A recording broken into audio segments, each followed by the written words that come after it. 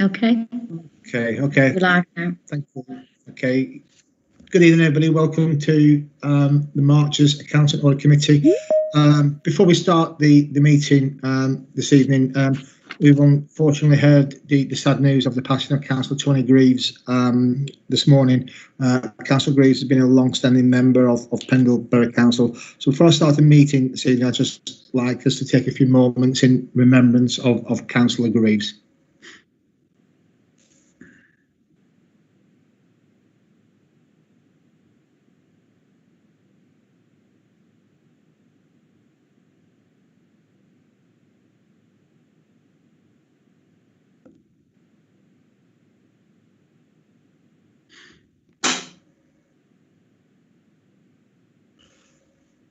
Thank you all very much for your support with that. Thank you. Okay, good evening, everybody. So just a bit of housekeeping. If you could remain on silent, your microphone's on silent, please, while you're not speaking. That will help any noise interference with other members of the meeting. So we will continue. Joanne, I'll just go through a quick check on who we've got present for the record. Have we got Councillor Amar? No, he sent us apologies. Councillor Carter? Yeah. I think, yeah, Councillor Carter, yeah. Councillor Iqbal, I think, Dean, you said is he delayed? I just didn't hear what you were saying. Sorry, yeah, he's chairman of Pendle Vale Governors and he's currently in that meeting at the moment, so he's unlikely to make it to the meeting. Okay. Dean, just for information, it seems to be a really bad line to yourself. I don't know if it's me or you. Can you hear me now? Is that better? Yes. Right. Yes. I'm here. Councillor Newman sent his apologies. And we've got David Rothwell and David Batley both here. Yeah. Okay. So for councillors, any declarations of interest this evening? Chairman, before we go on, there's a few new faces, so it's probably worthwhile introductions, if that's okay. That's absolutely fine. Yes. Start with myself. Yep. Councillor Tommy Cooney, Chair of Accounts and Audit Committee. Dean, do you want to follow on? Yep. So I'm Dean Langston. I'm Chief Executive. I'm Joanne Eccles, a Committee Administrator at Pendle Council. Right. So Chairman, you choose who you want to go next. Yeah. Sorry, Councillor Carter. Good evening, Councillor Colin Carter, Pendle. Okay. We'll go with Jean. No, I'm Jean Cole. I'm the Interim Financial Services Manager, so I'm covering Craig Finn's post, who would have been here previously. Hi, welcome. Fiona. Thank you, Chair. I'm the Council's new Chief Finance Officer, Section 151 Officer, started just a couple of weeks ago. Welcome. Thank you. And Sophia. Hiya, I'm the External Audit Manager.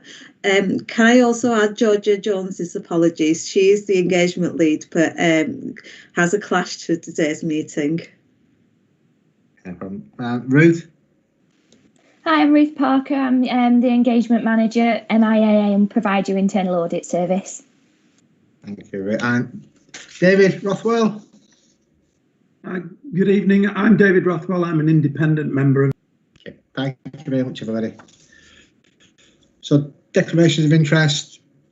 Minutes of the last meeting. Yeah, I'll move them. Ms. Councillor, happy to report. Yeah. Item 3 on the agenda this evening is the external audit update. So, Sophia, are you going to take us through? Yes, of course. If I take that report. Yeah. Thank you, Chair. Thank you. If I turn you to page 4 of the report, that shows the progress to date. We are currently in progress to do our financial statements audit, and this it shows the work that we will be undertaking. The team is currently in place to do that work. Also on this page, it shows that the value for money is a new code for the current financial year. There are slides which will explain that in further detail from page 8 onwards. As well as the new VFM work, we also have some additional requirements for the ISA 540 standard on estimates, and there are some slides to explain that in more detail for the committee. And we have got some of our regular reports on the report. Happy to take any questions. Thank you, Sophia. Okay, we got any questions for Sophia? Chair, Okay with that? Chair, can I? Yes. Forgive me. Can I ask? Sorry. So Sophia, are you able to give some undertaking as to, given the additional audit work that's referred to here throughout the report, yes, the additional fee the authority might be looking at in due course? Yeah, I think that's currently under discussion, so I'm not privy to that information yet. As soon as we find out more, it will be discussed with Dean and the team, and as well as the audit committee. But any additional fees will be approved by PSAA. Have you got a feel for this, Dean, just what the authority is looking at?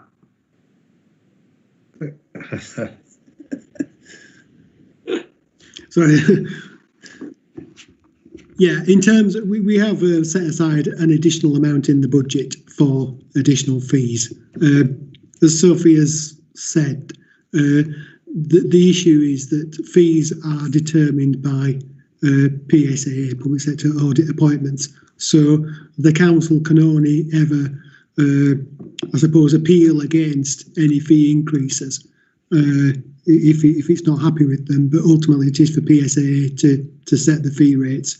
We have budgeted for more because we did anticipate there would be additional work. And I think things like COVID, changes in accounting codes of practice and the like, and the introduction of a new approach to value for money are all things that would lead to extra work. That said, the government has indicated it will make available £15 million to local authorities. What our share of that £15 million is, I don't know at the moment. I suspect the fees from Grant Thornton will be lots. The grant from government will be little, but who knows? So I reserve judgment on that at the moment. But I think we anticipated this coming down the line, in all honesty. And it's all the naughty, bad private sector doing it wrong. It's caused all these fees to go up. Thank you. Okay. Thank you, Sophia. Item 4 is the internal audit progress report. Oh, sorry, Chair, I didn't quite catch that last little bit. Oh.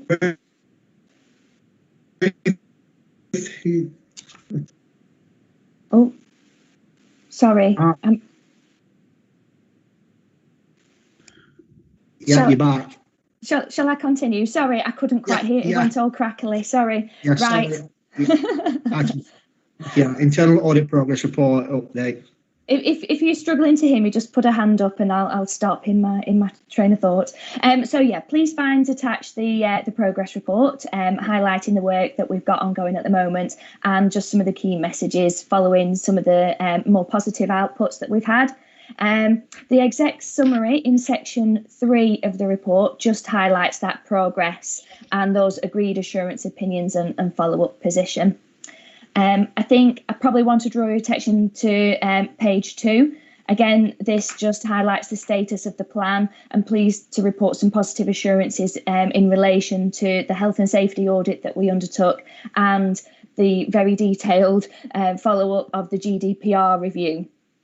All other reports are on schedule to be delivered for your draft head of audit opinion. I know Jean has been pivotal to a new approach of auditing remotely and setting us up on the finance system to deliver those key assurances for year end. just to highlight, the GDPR audit received moderate assurance. As discussed at the last meeting, we did agree to use the MIA assurance opinion definitions going forward. And to support this, there is an assurance matrix that we use to ensure consistency across all audits. The moderate assurance is still a positive assurance. It just recognises an area of weakness in one of the recommendations or implementation, just to distinguish itself from the better operated control environment. So this highlighted an area of high risk, and those detailed actions are in Appendix B. Then on page 4, we've got the progress made for follow-ups, and like I say, good progress being made in implementing those agreed actions. As you can see, approximately 70% of those actions have been either implemented or partially implemented or even superseded. Of those still outstanding, the 3 high risk or priority 1 risks were partially implemented, which again is a positive message. I wasn't going to go into any more detail actually of the progress report unless anybody had any questions. Okay, thank you, Ruth. So anybody, any questions, observations for Ruth on the report? Can I ask, Chair, Ruth, I take Yes, David, yeah. Take it as read that with regard to implementation, you're comfortable with the timescales during which officers are doing that work? Absolutely. So if we're provided with revised implementation dates, and if there was any high risk recommendations where the implementation date just seemed a little bit excessive, we'd obviously have those discussions with the officers, but also report any explanations to yourselves. Well, that's positive. Thank you. Okay, thank you for that. Item 5 will be the draft 21-22 internal audit plan. You, Ruth. Brilliant.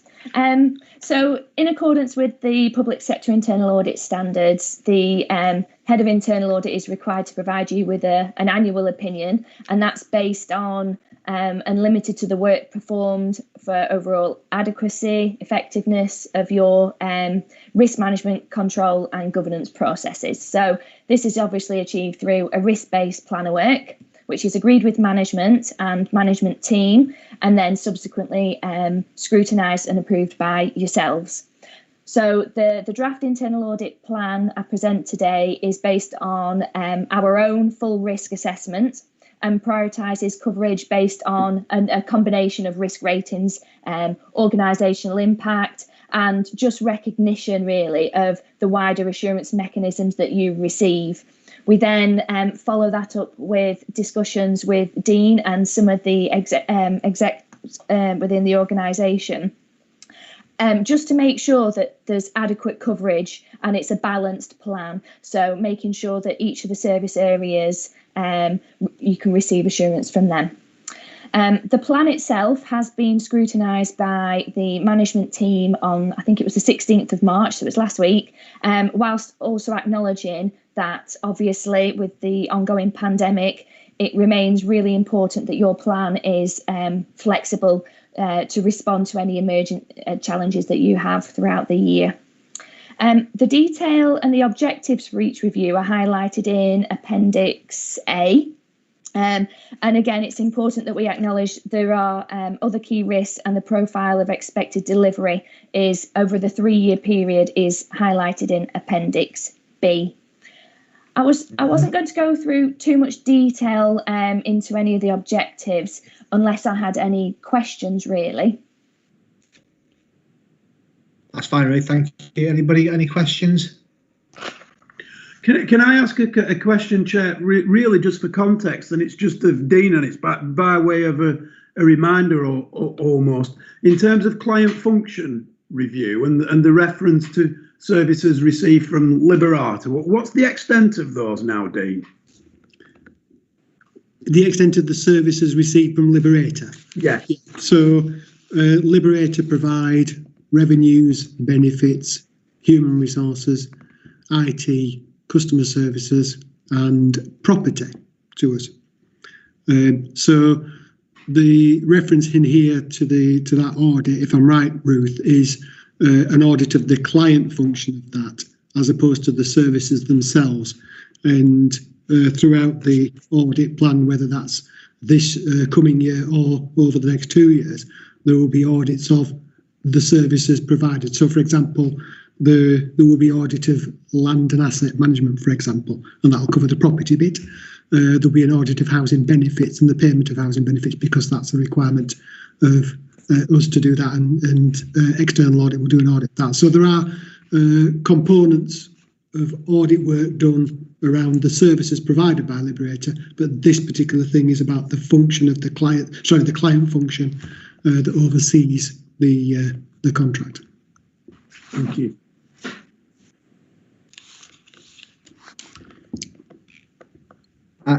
David, you've got your hand up? Yeah, I'll put it down before I forget. And I'm not on mute, so that's always good. Ruth, it's probably questions just because I can't quite see the detail on Appendix B, which is the 3-year strategic audit plan. I'm afraid even with you do my need a glasses, microscope. I'm so sorry. Yeah, even with my glasses on, I still can't read it. It wasn't a ploy, I promise. So just as a couple of thoughts, really. I was wondering whether diversity and inclusion featured on that plan somewhere, and why it particularly didn't feature as highly as others for this coming year. No, it doesn't actually. No. Yeah. Sustainability would be another one I would have expected to come up quite highly, but again, it might be in there in a 3-year, but I can't see it. So those were just two. I mean, I'm pleased to think of things like joint ventures. And I suppose my other question may be more for Dean about the Leisure Trust. Whose benefit is that audit for, the Leisure Trust, and who sees the outcome of it? And is it in effect a recharge from, I don't know, from the council and the audit service to Leisure Trust, etc. Anyway, that general old chestnut. So, Ruth? So I guess equality and diversity isn't included in the plan, actually. So I'll take that away after this meeting and have that discussion with Dean for inclusion and potential change to the plan. Sustainability, I imagine, will be covered under the COVID recovery plan objectives, and that is actually profiled for this financial year 21-22. And again, we can bring any scope and have that discussion. And then the Leisure Trust would be a third party assurance. So we'd be having a look at the community facilities and how you seek that third party assurance over the operations of the trust. Yeah, I mean, just to add to that as well, of course, we pay the trust a grant of £1.4 million. So from the council's perspective, there's, I think, a view that we ought to provide some assurance that we're getting value for money for that, but equally that the trust is being operated accordingly under the appropriate internal controls. There is a significant amount of income involved in the trust. They generate probably £4 million of other income, and it's the council wants assurance that that income is accounted for properly. So it's a single review covering all of that in 10 days.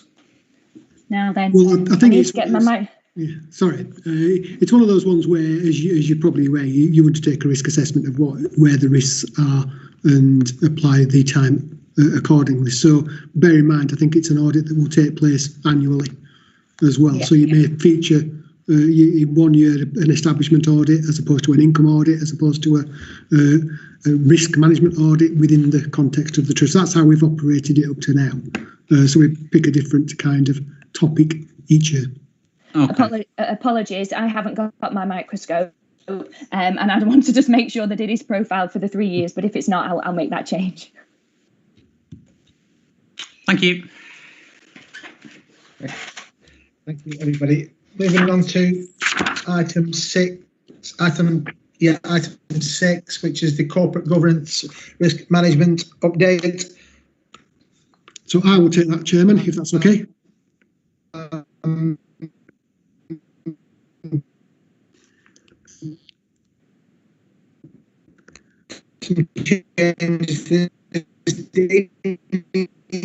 you taking us through this one?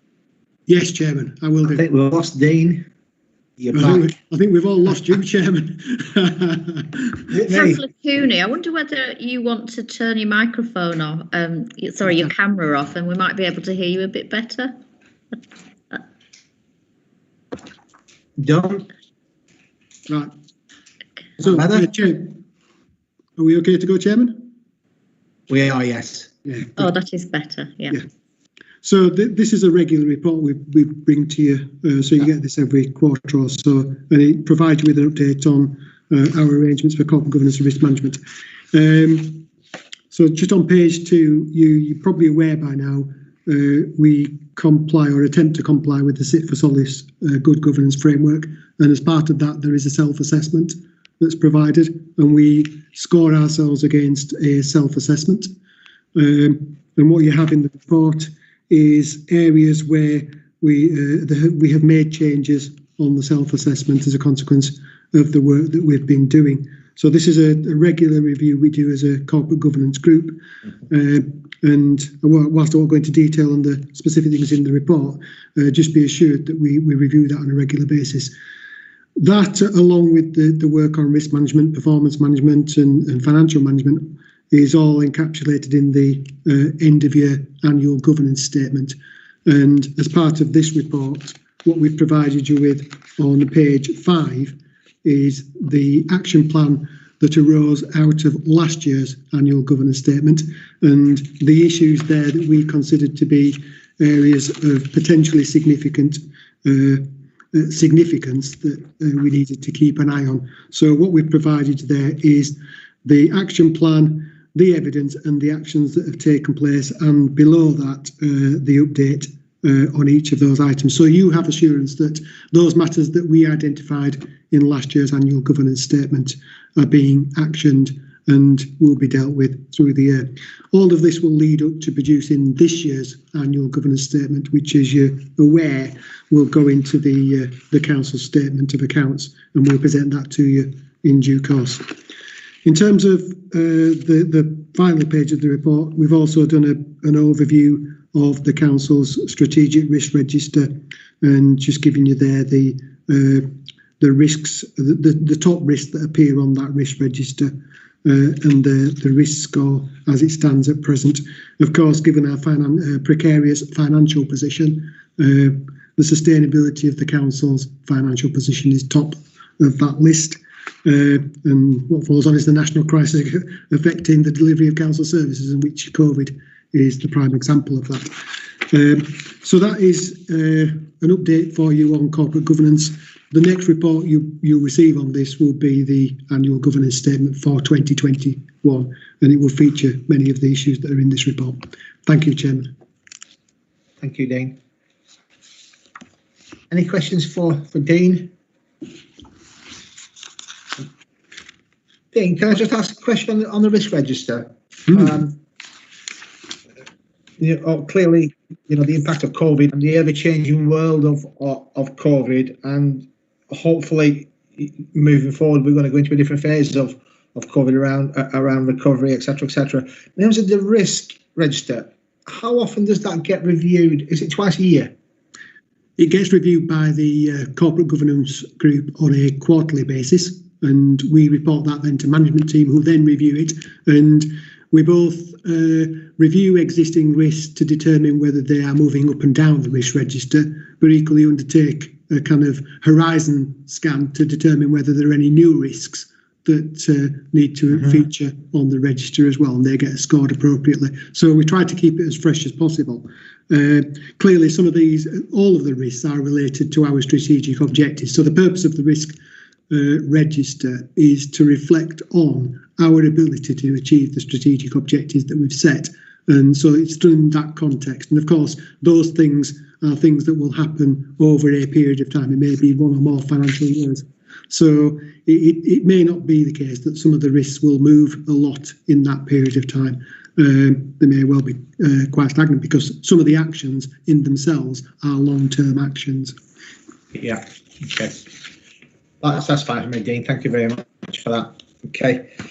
Item 7 is the Treasury Management Report. quarter four update.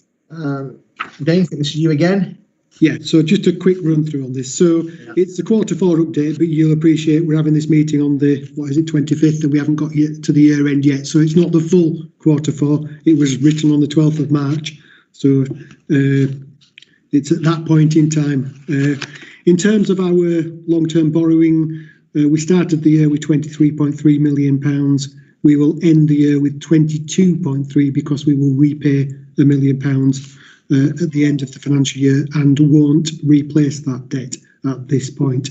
As you're probably aware, we changed the debt strategy in November to so that we wouldn't be borrowing probably for the next 12 months. We'll keep that under review, but at the time, basically, there was no point replacing debt because we were finding it difficult to place that money because we weren't using it straight away, and of course we had significant cash balances for the reasons I'll come on to. We haven't needed to do any short-term borrowing. That's not been necessary. And then on short-term investments on page 3, I've just included a graph there which shows the investment balance from one day to the next throughout the whole of the financial year. And you can see we started the year with around £50 million in the bank. The reason for that is because the government gave us £26 million of business grant funding to pay out, and as we progress through the year, we've done that. Equally, at times in the past, we've borrowed in advance of our need because the capital programme is such that we're required to do that, and interest rates at the time were relatively good as well. And we're allowed to do that within the bounds of our treasury management strategy. So we have done that. So we have cash that we've borrowed at the moment that we are investing, but will get used ultimately to pay for the capital programme. In terms of investments, where we stood at the 12th of March, we had £22 million. We started the year with 20, but that belies the ins and outs of day-to-day investment activity. And as you see there, we've made 24 investments, we've had 24 realised, and we currently have around 8 investments in hand.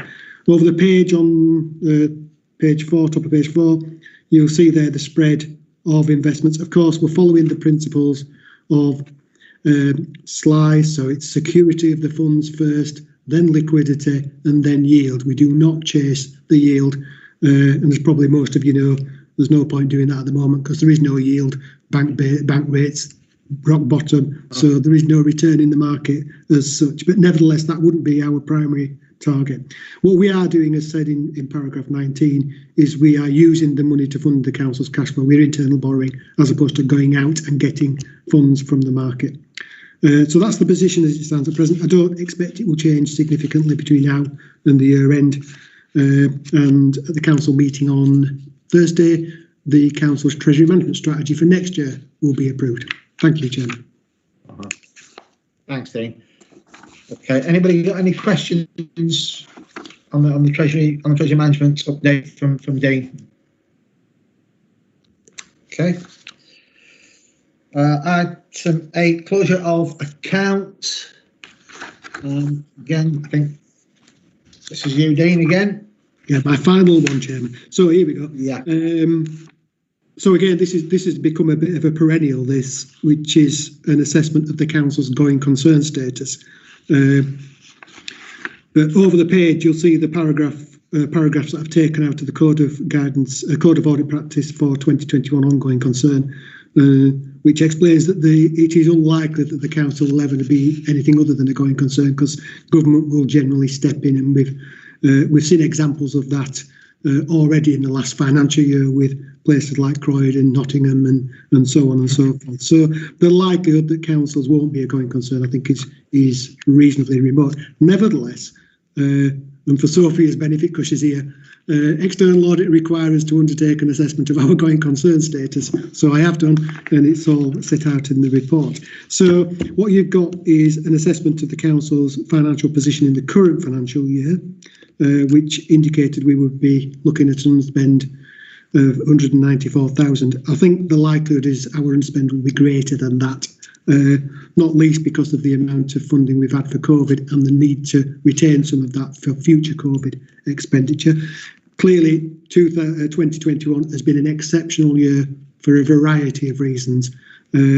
So yeah, expect that the outturn will be somewhat different than perhaps we reported earlier in the year. I have included a table of our reserves at the bottom there. So we are forecasting by the end of March it will be about 10.1 million. That's, I think, in my view, artificially inflated because of the way in which we're required to account for business rates. So I've included what I think the position will be at March 22, which is half that value. And that would put the council's reserve levels probably at the lower end of district councils, if I'm being honest.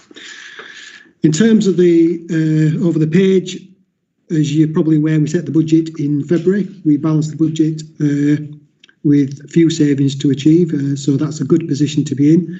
In terms of capital programme, we've got a balanced capital programme that does require some borrowing, about £7 million, and that will be spread over the next 3 years.